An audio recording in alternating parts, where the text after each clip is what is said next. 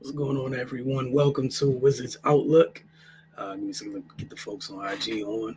Uh, Pretty good performance for Washington tonight. Unfortunately, they did not come out with the W, taking on arguably the best team in the East and the Boston Celtics. All right, got IG going. I think they had six players in double figures tonight. Washington did, which is great to see. As usual, though, that quarter, right? It's kind of been the theme of the year, even in the games where at times they are able to get stops or get out on teams early. In this one, they scored 71 in the first half against one of the better defensive teams in the league.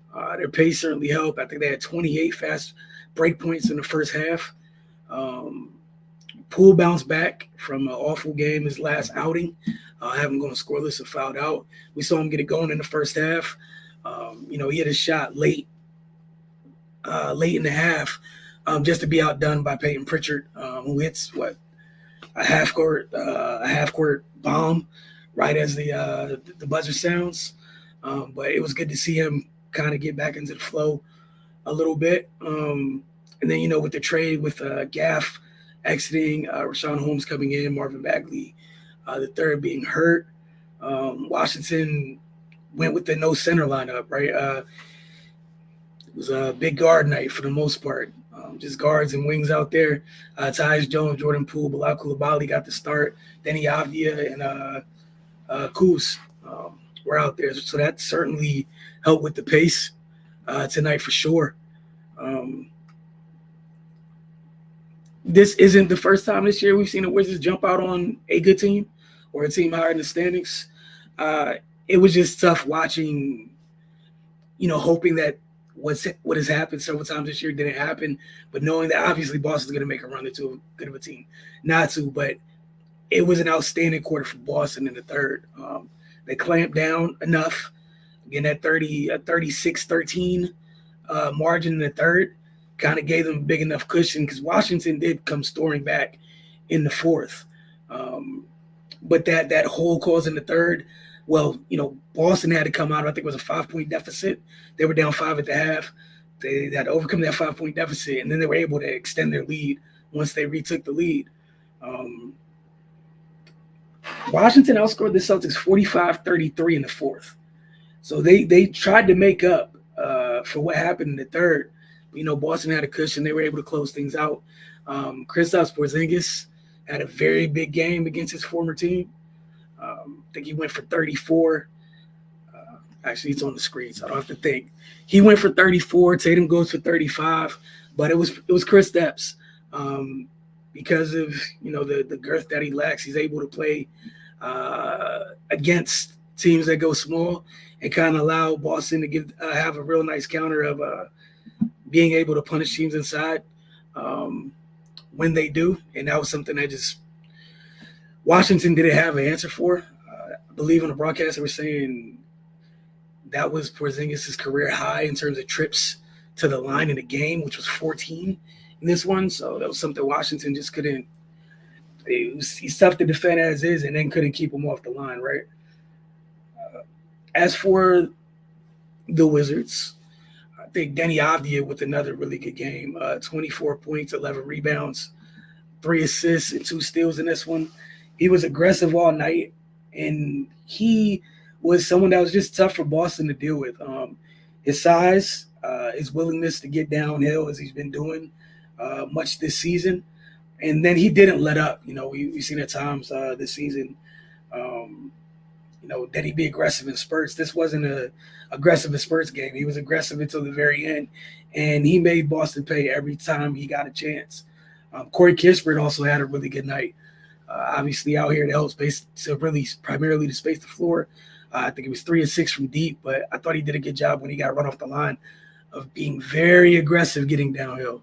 One of the things I think it was Scalabrini on the broadcast was raving about him several times throughout the game, talking about how well he was attacking the basket after getting run off the line. They also were raving about Bilal Coulibaly, talking about the work he's put in this year both on the court and off, talking about the gains from a weight standpoint, that they could see the change in him, that he's working. They literally just gave a shout out to him and the Washington staff for the job they've done with him as he continues to navigate his way through his rookie season. As for the Celtics, Porzingis, like Bill, was happy to see their former team and went off a bit. Tatum didn't shoot it very well. He did lead his team in scoring with 35. This got to, Boston was going to figure it out. But for Washington, it was tough because you had control of this at the half, right? I know it's only 5 points, but you were getting what you needed. Just that third quarter. The third quarter, once again, sunk everything. And Washington just couldn't, they just couldn't overcome that. 36-13, sorry.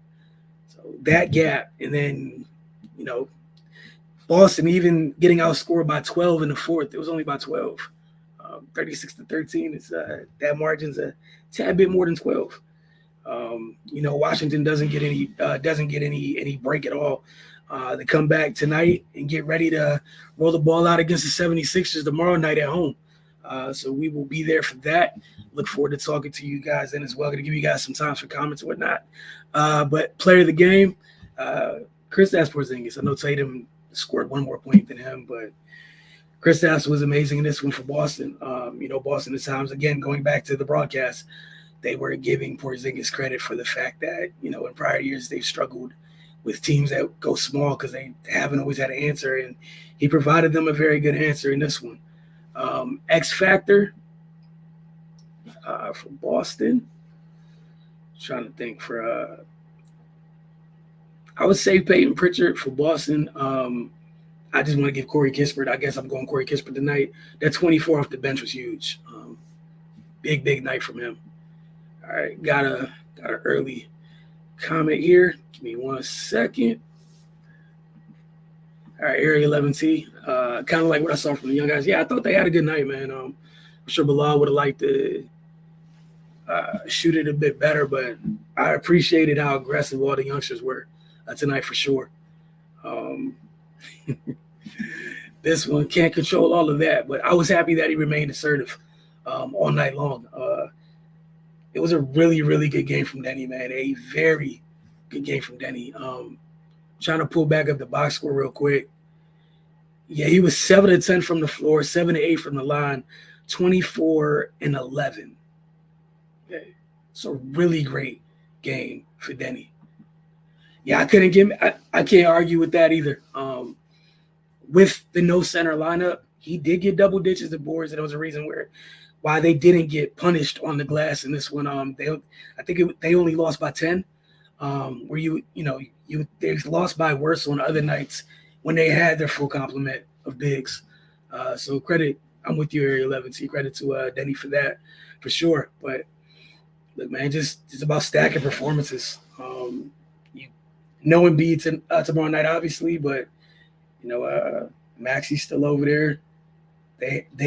Philadelphia made it. Philadelphia was active before the deadline. But we're gonna see, man. A really, really good night from Denny, Corey. Very encouraged by Bilal, what he did with this start as well. Look, man, you guys know what type of season it is. Just small wins there for some of the youngsters, for sure. And Poole, I know he definitely probably would have liked to shoot it better.